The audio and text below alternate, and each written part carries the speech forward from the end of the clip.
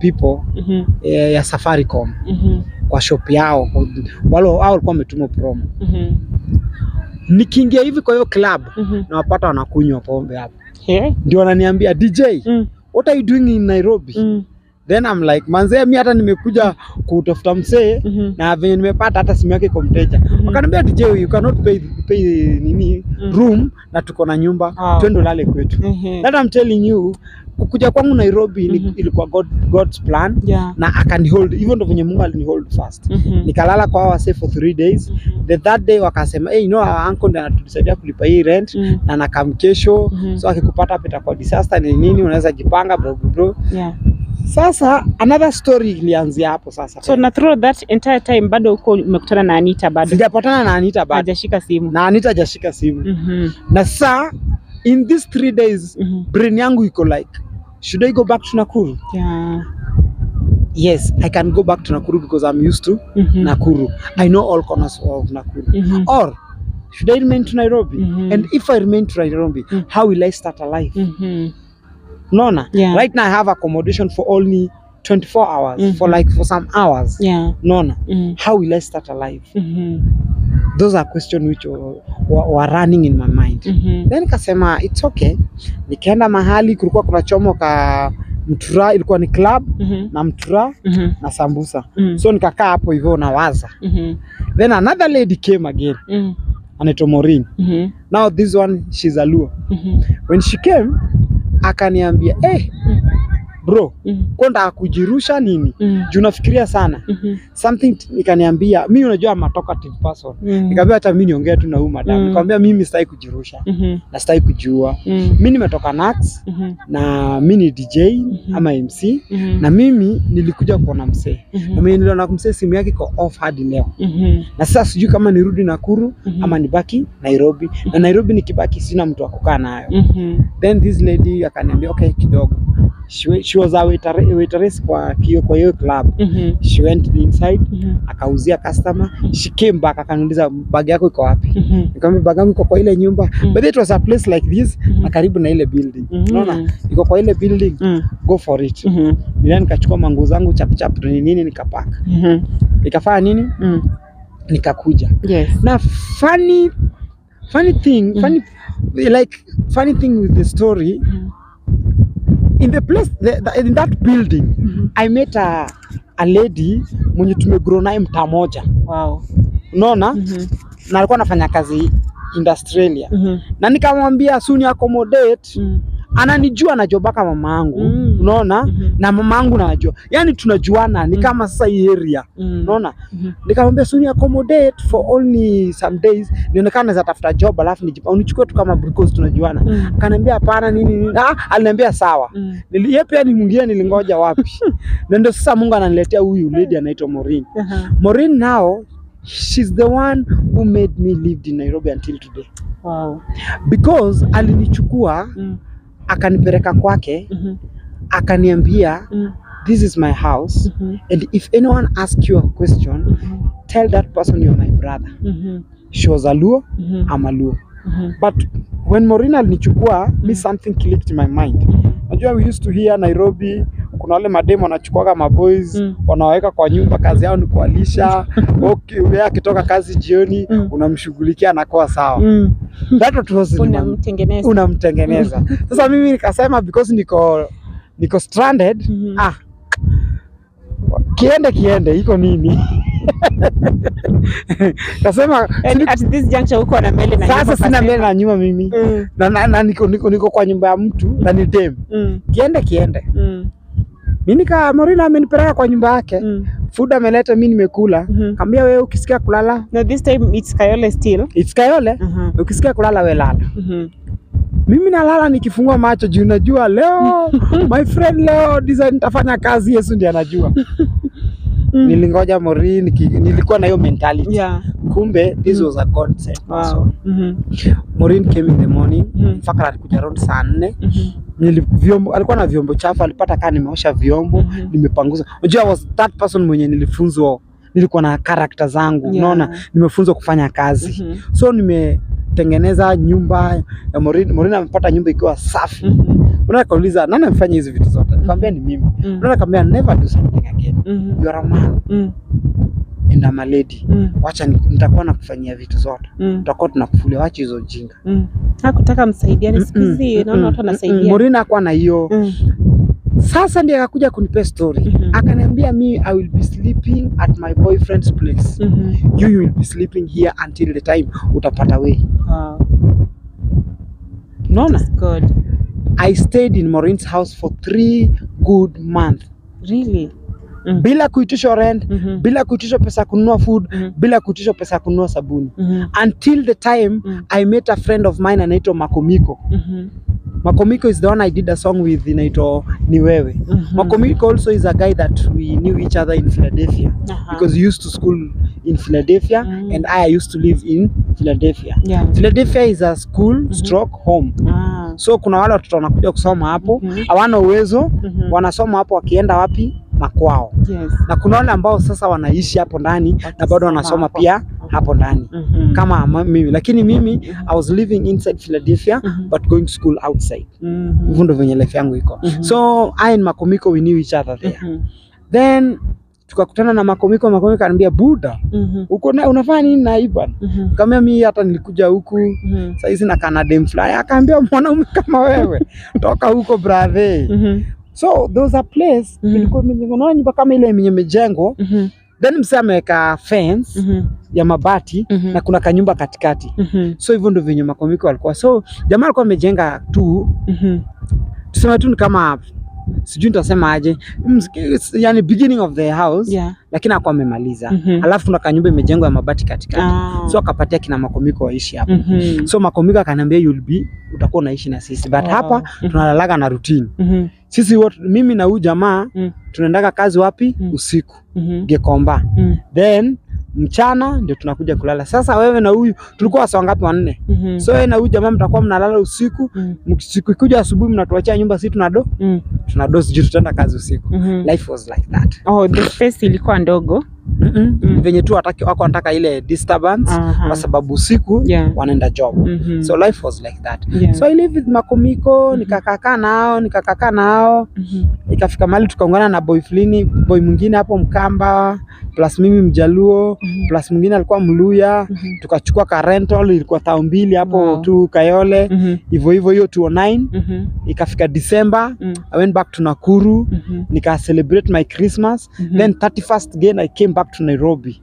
No, when I came back celebrate your Christmas at Philadelphia. No, I didn't even go to Philadelphia because already nishatoka, unajua. With your friends. Yeah, with my friends. Sasa unajua ukishafika 18 years wewe na home mnachana. So mimi sikuwa na need ya kwenda huko. So I went with my friends in an area called Shabab. I celebrated my the Christmas there. Then on 31st I traveled back to Nairobi. Then January on 1st 2010 nikasema mimi sitakai maisha. I know how to make chapati. Nikasema acha nitafute job.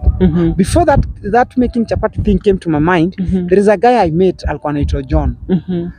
Alikuwa anakaa Cabanas.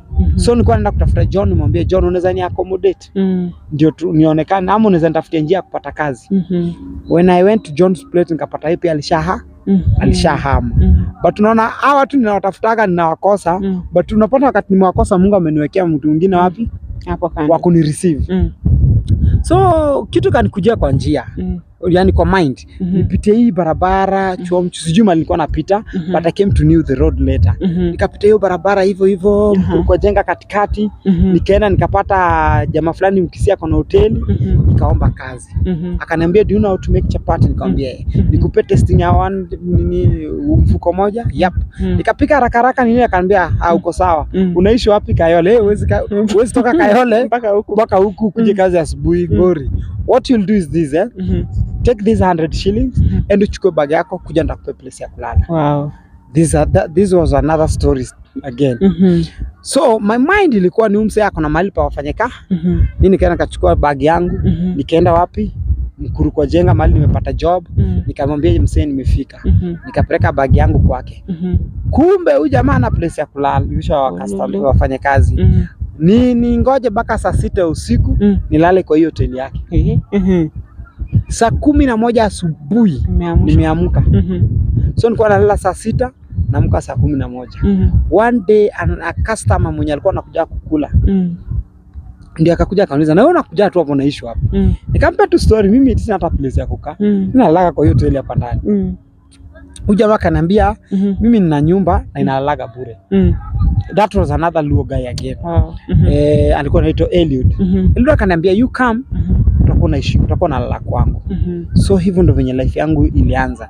So nikaambia ule jamaa mimi sitakuwa nalala kwa hoteli, but nitakuwa nakuja kazi. So funny thing is when I was doing all these things I used to sing. Naona so kila mtu akaanza ku attracted with my voice. Venye mimi naimba nini akamwambia you're talented, you're talented. So the same year of 2010 a promotion track came to a ground called Vision Ground. Ama kwa Muhindi ground.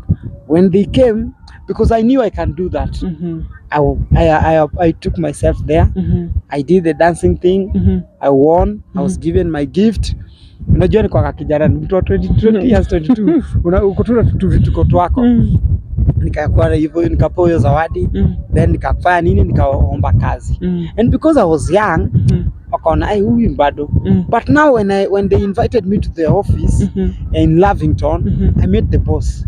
And the boss asked me, are you sure you can do this? Nikamwambia boss, do this. I don't need to pay me. Just give me a job. I will do one job for free, but pay my fare and give me lunch. Boss akanambia, you're the best. And remember 2010 ndio Coca-Cola ilikuwa ina sponsor watu kwenda South Africa for World Cup. So they were having a promotion called Utadunda na Nani. Wow. That's how I got a job with this company called EXP to do the Utadunda na Nani promotion for Coca-Cola to give people ticket to go South Africa. And the main event was in Nyayo Stadium.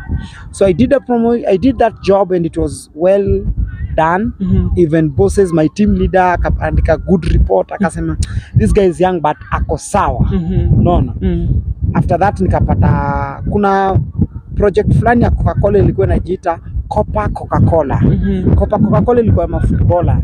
Walikuwa wanaenda kwa mashule like I think high schools. Then wanachukua underage, wale the best footballers. I think they were being promoted kwenda baka nje if I'm not wrong. So I was doing that road show also. I did that road show kidogo. After that Radio Maisha came. I'm the one who launched Radio. We are the people who launched Radio Maisha ingie kwa market. Then we launched Radio Maisha again kwa market, tukazunguka Kenya mzima, tukiambia watu frequency nini blah blah blah blah. That's life was going on.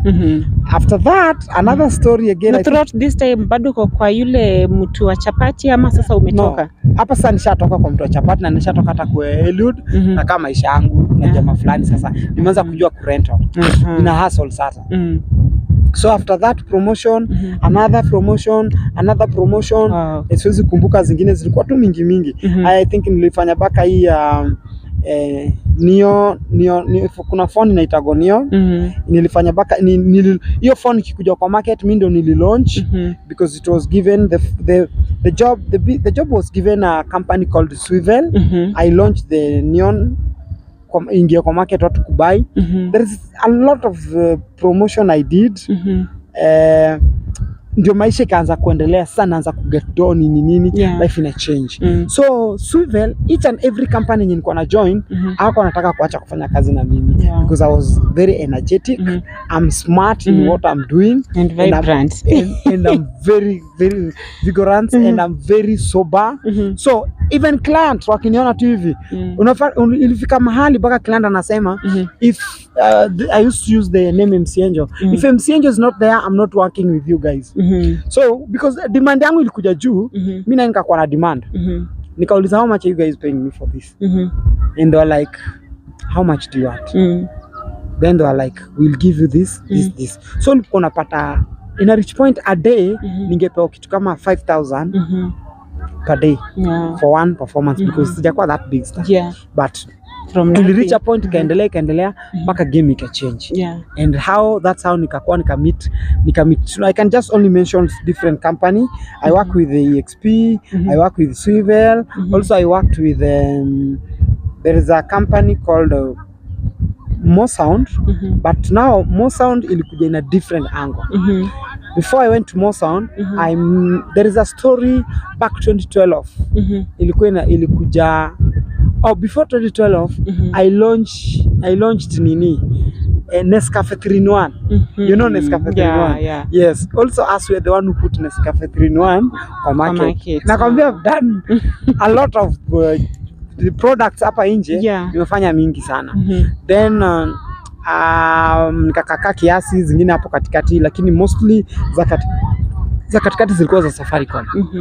Then nikakuja nikafanya, kuna story katokea ya Bring Zack Back Home. Hiyo ilikuwa back 2012. Bring Zack Back Home ilikuwa ni msee alikuwa na problem ya backbone na alikuwa aende South Africa kushughulikia backbone yake. And they were like, Safaricom were like, we can build our own institution ya treating people who have a backbone problem. So how are you going to build that? Is to tell people to contribute 1 shilling. So they are telling people send only a bob in our M-Pesa, which they gave the M-Pesa number kwa screen ya TVs kwenda viral. Kwa kila TV ilikuwa na play that advert. Ndio watu watume only 1 bob through Bring Zack Back Home. So Bring Zack Back Home ilikuwa ni utume ile 1 bob ndio Zack arudi wapi? Nyumbani. Asiende South Africa. Unaelewa? Na wewe tulitembea kutoka Uhuru Park, that's where it was launched. Tukatembea Mombasa Road yote baka Kajiado. Unaona? Yes. So some of us tulistopishiwa Kajiado, kabidi turudi, nikapata projects zingine.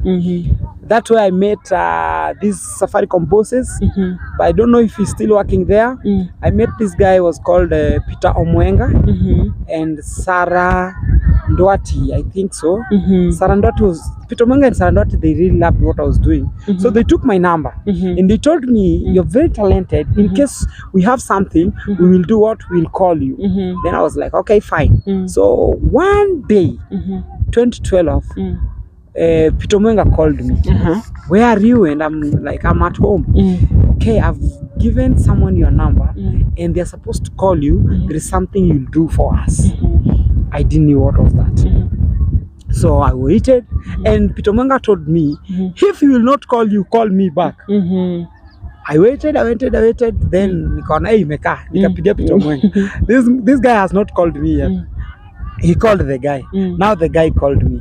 And a person who called me was the CEO for More Sound. Yes, More Sound. That's how I found myself in More Sound. And More Sound, I work with them in various like in different projects. Like I did Weetabix promotion with More Sound, but I also did, More Sound was the one who was behind the Groove Award.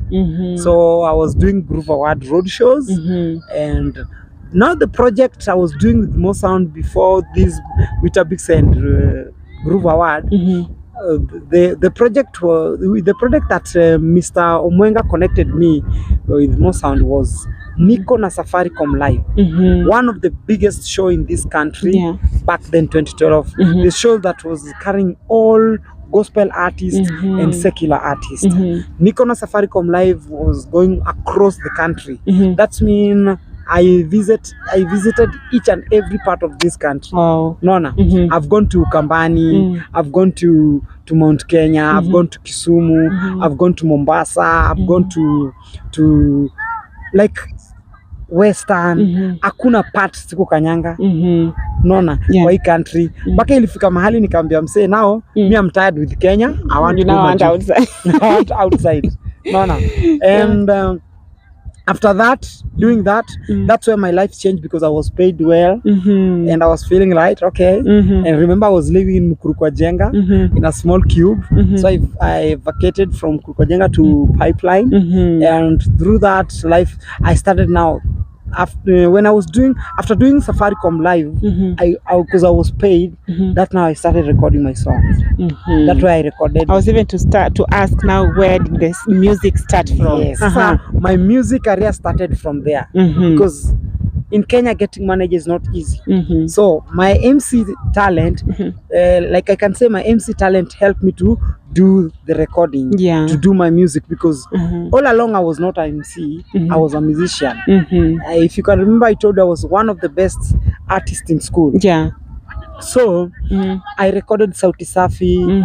After Sauti Safi, I came to Bila Wewe. After Bila Wewe, I recorded Wawau. After Wawau, I recorded Pile Pile. After Pile Pile, there is a song called... You remember Pile Pile, one of my favorite songs. Yes. Pile Pile also, my friend Latan really loved the song.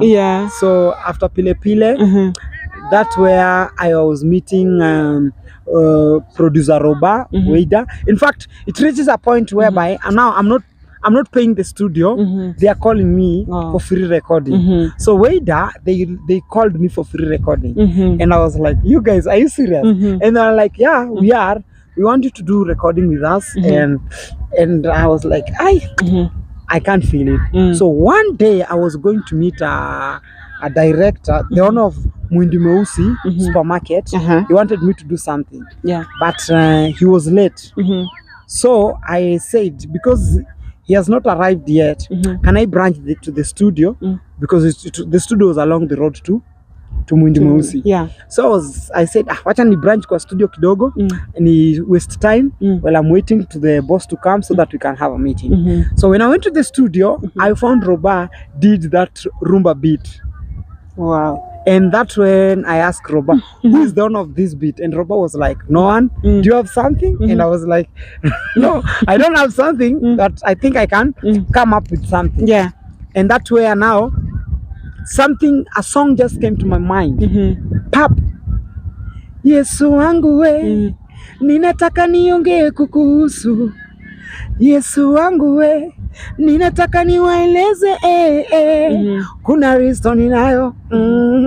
Yesu wangu. When Roba had that, Roba was like, hivyo ende weke kwa recording. Unaona? I went to the booth, nika record hiyo. Ati kwamba wewe unabadilisha, tena wewe unaokoa, tena wewe unafanya mambo. Alafu ndio the part that was too interesting. Kwa kweli sikuamini hadi tangu nilisikia size 8 ukamwokoa, Lady B ukamwokoa. Now I did the full song.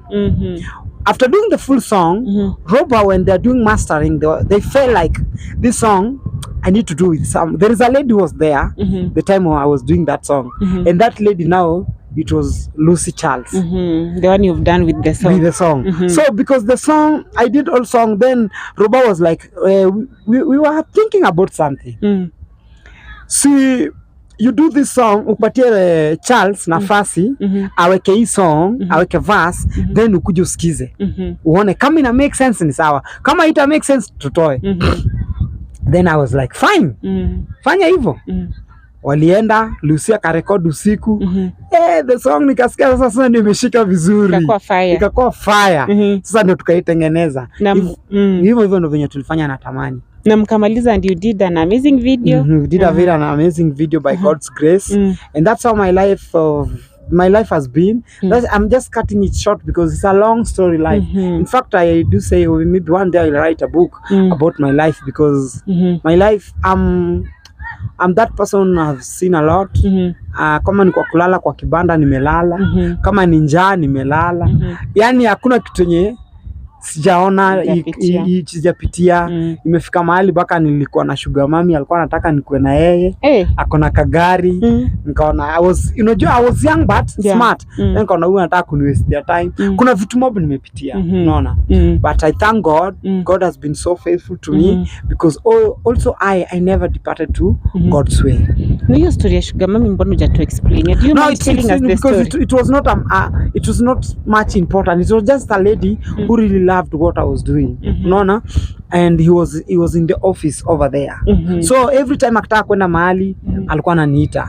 Hey, Angel, where are you? Utanipeleka hivi? Nataka akitaka kwenda club ananiita. And I was that person mwenye kunywi pombe. Unaona?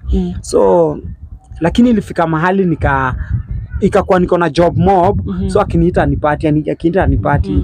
So ikakuwa like but also I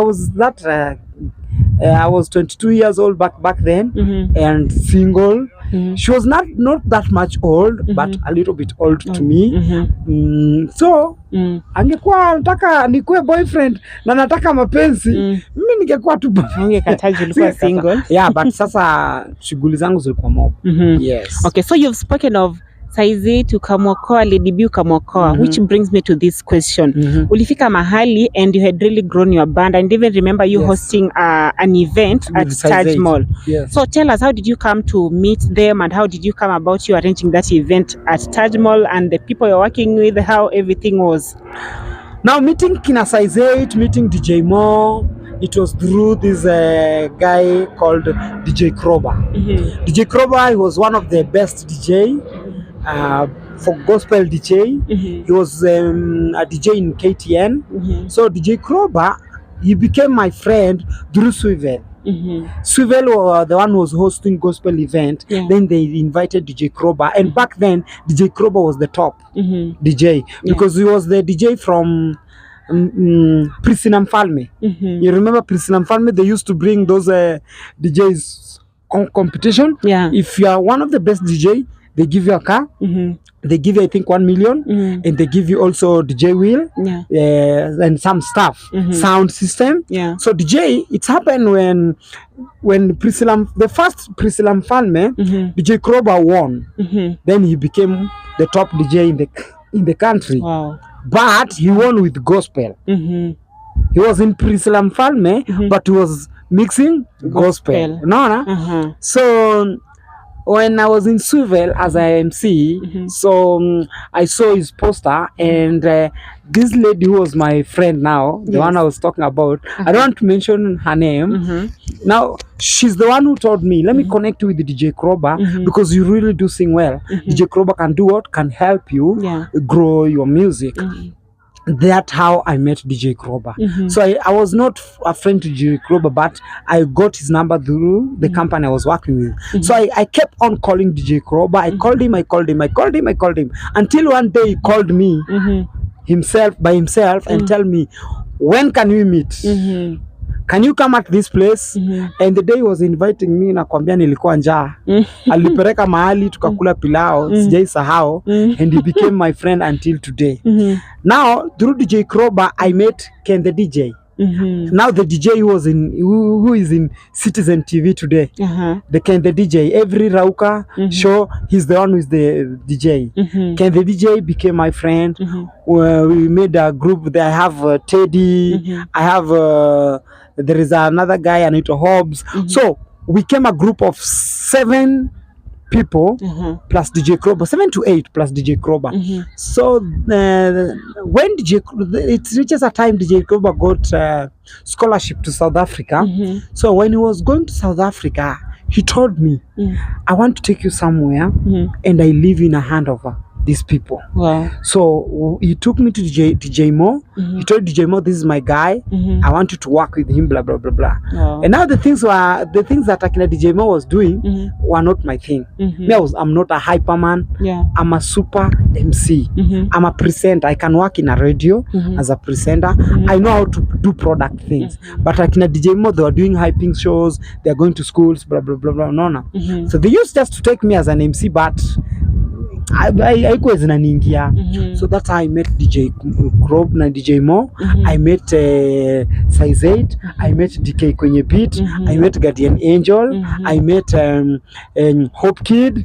I met Akina Willie Paul, like Bahati. All these people, through now system unit. But now the major thing and you let all these things together, the Groove Award. Because Groove Award ilikuwa na bring all gospel artists pamoja. So when I'm the main MC kwa road show, and again napata nafasi ya kwenda kwa the main gig, because nilikuwa napewa a VIP ticket. So nikienda kwa VIP ticket, I still perform in Groove as an artist. I'm being paid for that, and that's where all artists will be there. So they are seeing my face, I'm seeing their face, they are knowing me when I'm being invited on the stage. So they're like, okay. And now the lady who was in behind Groove, I think nimesahau jina yake, alikuwa anaanza kuambia this is MC Angel, he's the one who's have been doing road show, and they're like, oh nini to them they were star, walikuwa nakuja last day.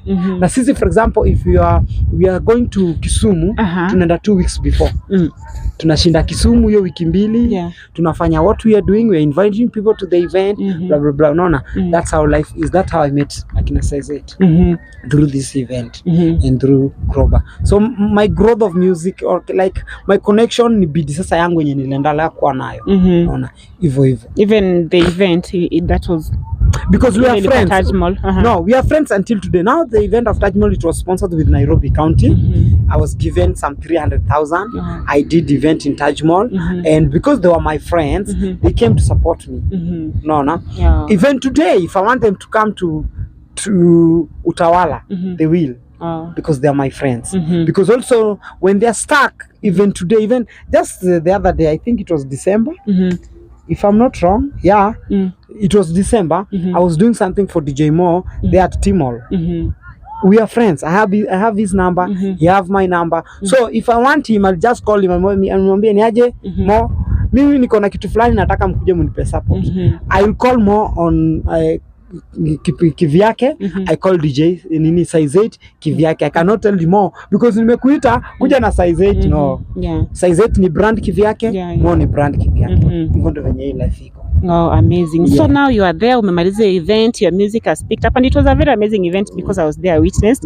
Music yako ime pick up, and then finally you moved from that side ukahamia huko kwenye tuko kwenye ma planes zinapita pita, and then of course COVID hit.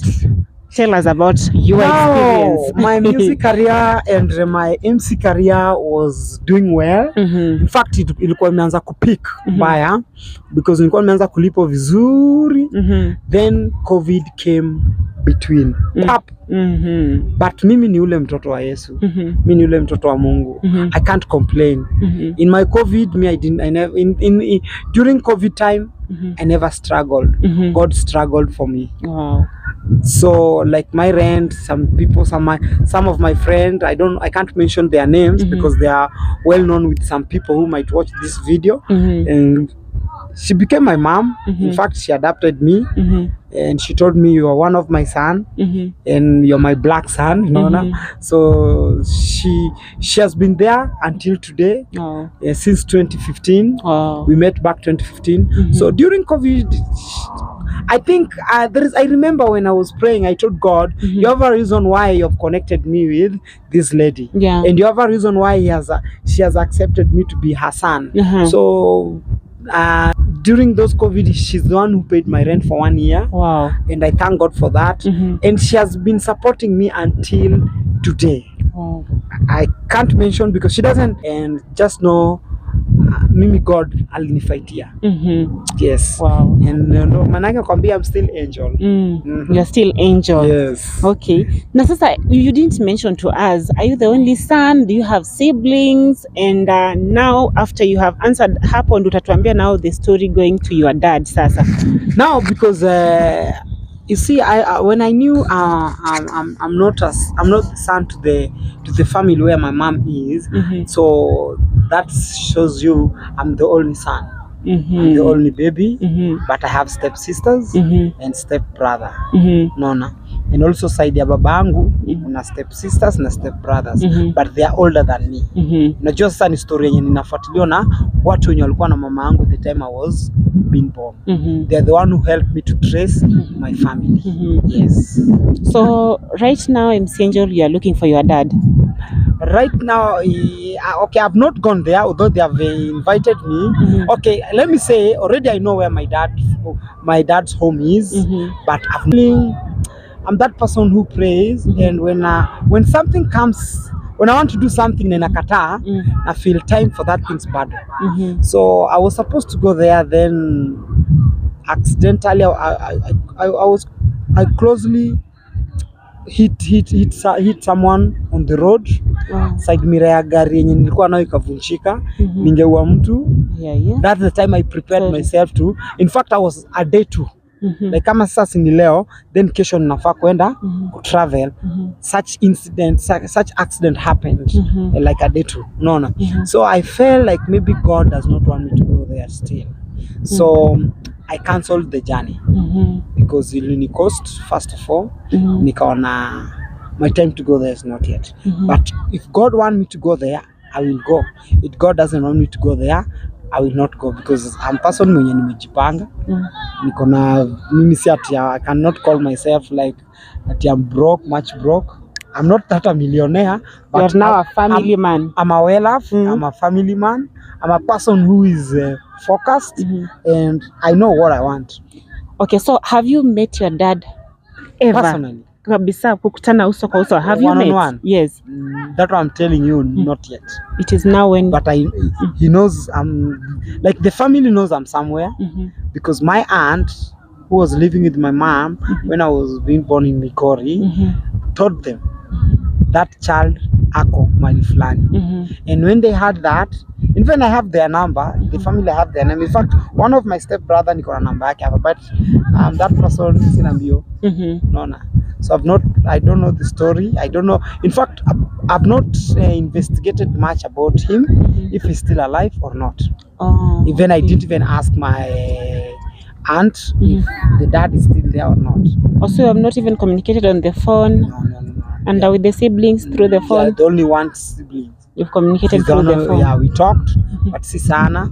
So they were waiting for me to go. In fact, I was supposed to go. Unaona hii time yenye maandamano ilitokelezea, hiyo time I was preparing myself to go. Then nikaogopa, naweza enda kwa njia upatane na some incident, labda gari kuvunjwa kioo nini. Nikaona hapana, sitaenda. I'll have just to relax. So let me say I'm waiting for the right time. When God will want me to go, I will go. But you still have the desire to go? Ama imekufa? Yeah, you know, it is good to know where you have come from. It is good, like you see, my story is like Obama. Obama alitafuta kwa baka kapata. Ni kweli.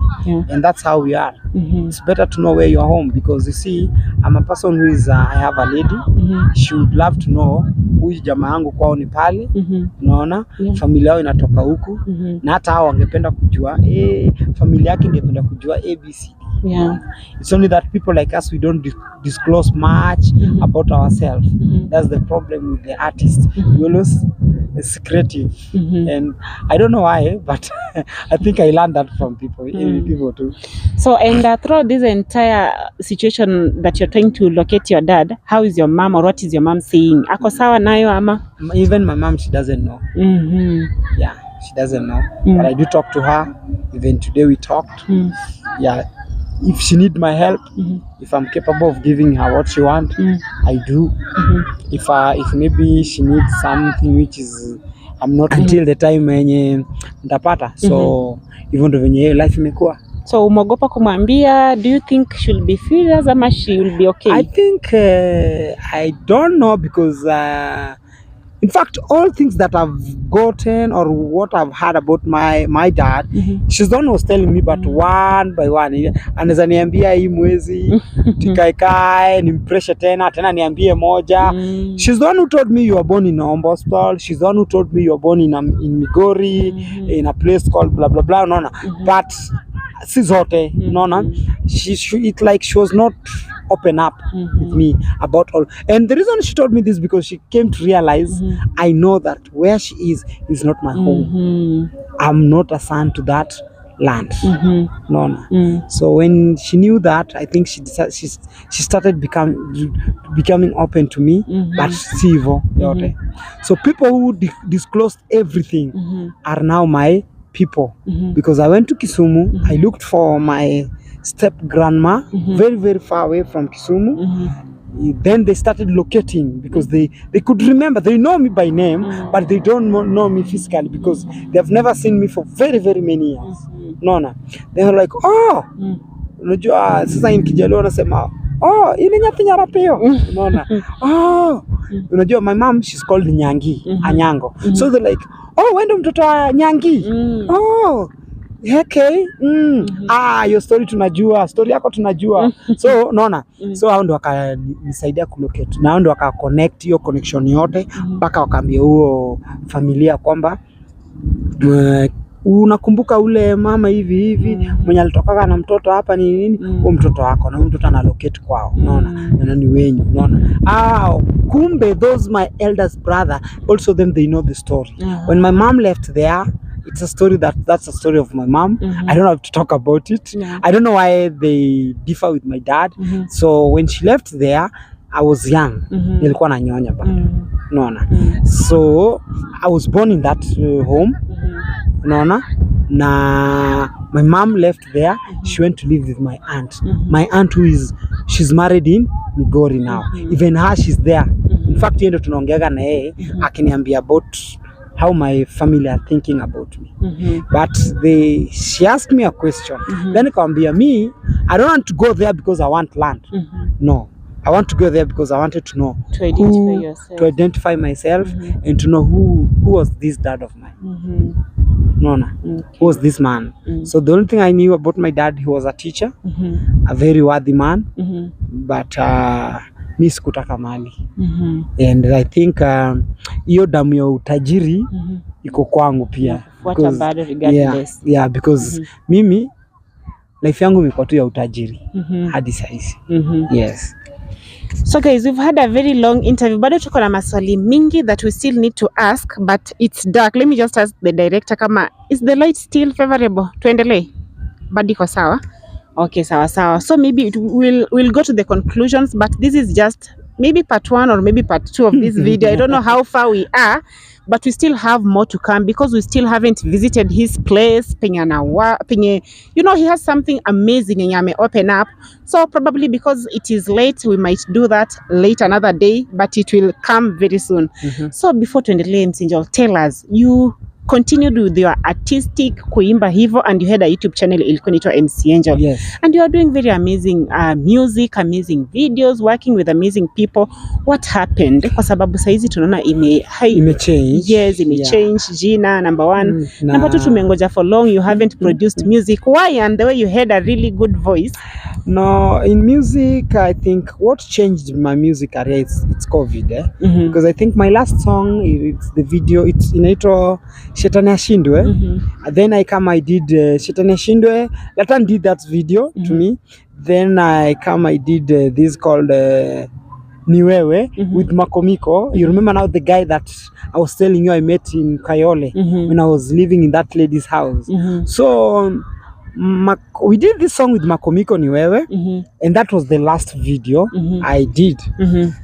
That back 2018. Then I took some break, but I was doing some audios. I have a lot of audios. I have Najiuliza. Najiuliza is a song that came to my mind when I was in Kayole still. We used to buy githeri and avocado. Back then githeri ambao na avocado ya 10. Tuna mix, unakuweka kachumvi, unakunywa na maji, una dose. Imagine I ate that thing for almost a year because asubuhi ningeamka, there's a girl alikuwa anaitwa Karanja. Yes, Karanja alikuwa anapika mandazi. So ningeamka asubuhi niende kwa Karanja ningangane kumsaidia kupika mandazi. By saa 5 atakuwa amemaliza. Anipea mandazi zangu ngapi? In fact by the time natoka hapo, mandazi zitu zenye nimekula already mimi nimeshiba. Unaona? Alafu kuna jamaa fulani alikuwa na video. Sasa after kutoka kwa Karanja nitaenda kwa video. Nikae kwa video ni watch movie because sitalipishwa, maana sasa we are friends, unaona. Nikae kwa video mpaka saa 4 usiku. Then kwa saa 4 usiku niingie Soweto hivi, kachoma hiyo ya Kasoweto, ninunue githeri yangu ya mbao na avocado ya 10 bob. Kwa bakuli, koroga mwanaume na mix hivi, kajamaa nakula na kunywa maji na dose. Life was like that. So Najiuliza, it's a very good song there in YouTube. Ati kila siku ninajiuliza, ingawaje ninateseka. Kila siku ninajiuliza mie, ingawaje ninateseka. Kweli maisha ni kupanda na kushuka. Ingawaje ninateseka msela, kweli maisha ni kupanda na kushuka. Ingawaje nateseka.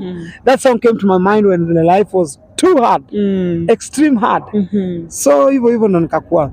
So music niseme I have a new audio nimeifanya tu juzi. The audio also is on YouTube inaitwa Yesu wangu. It's going to be a level, itakuwa zaidi ya natamani, because that song it's strong, iko na message, but that a song iko na story. It's like Natamani. God gave me that song. The same guy who did Natamani, he's the one who is behind the Yesu wangu. I went to his studio again. Venye tu mimi nilienda kwa Natamani, nikampata kwa studio, the song came to my mind. Na hivyo ndio venye tulifanya hiyo song.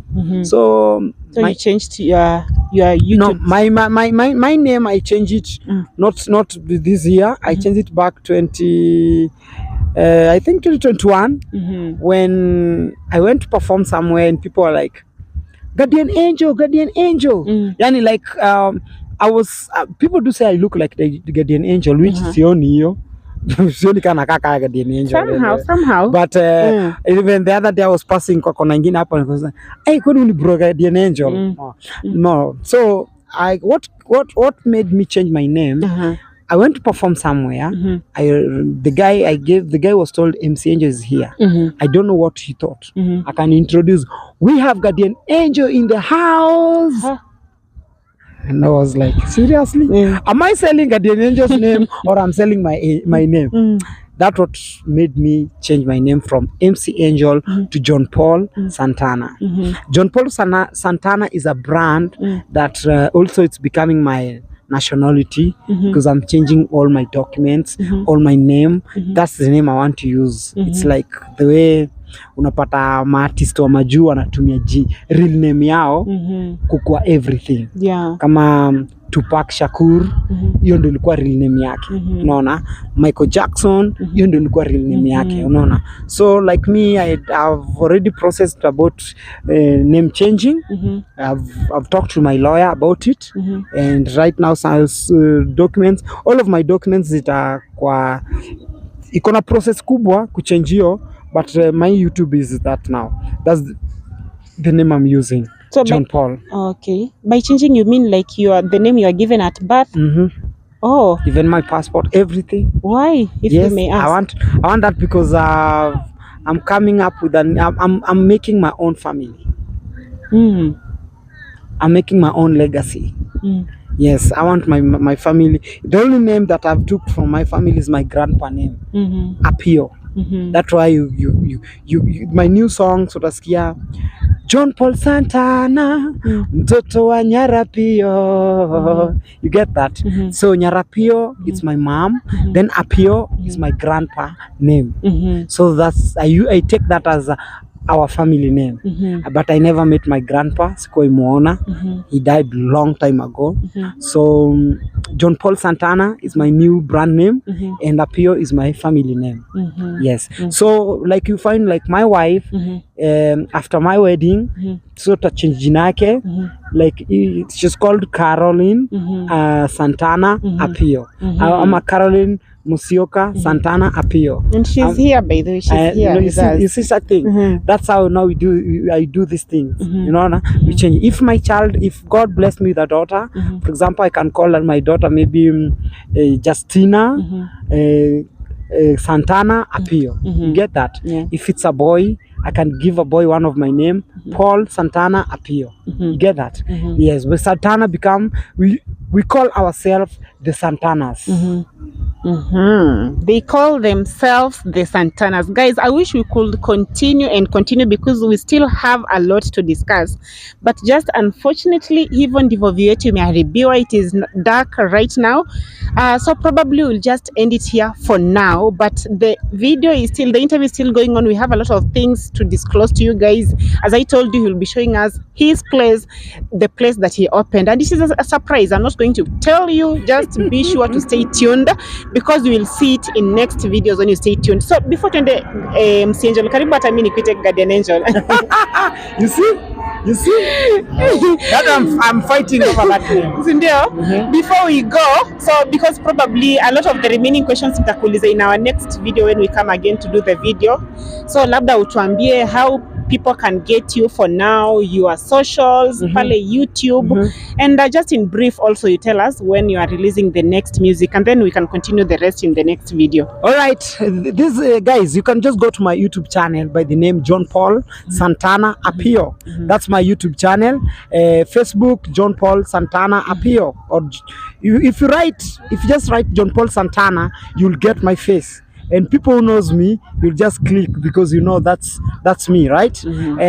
Instagram, same John Paul Santana. At TikTok, John Paul Santana. Don't forget we have Twitter, John Paul Santana. Okay, so everything in me, it's John Paul Santana. That's why I call myself the Santanas. Mumesikia hiyo guys. Be sure to go follow him and stay tuned for the next video. And guys, before I forget, be sure to like this video, comment down below what message do you have for John Paul Santana, and of course subscribe if you haven't. Go subscribe to his YouTube channel as well. I'm going to link it down there in the comments section and in the description box with a new song. With a new song, yes. I'm going to link it. So be sure to follow him. He's been an inspiration. Amongelia mambo mingi, and I'm sure if you've gone through the same, you've learned something or you've been inspired. And of course, see you in the next video. Thank you. Bye. Love you.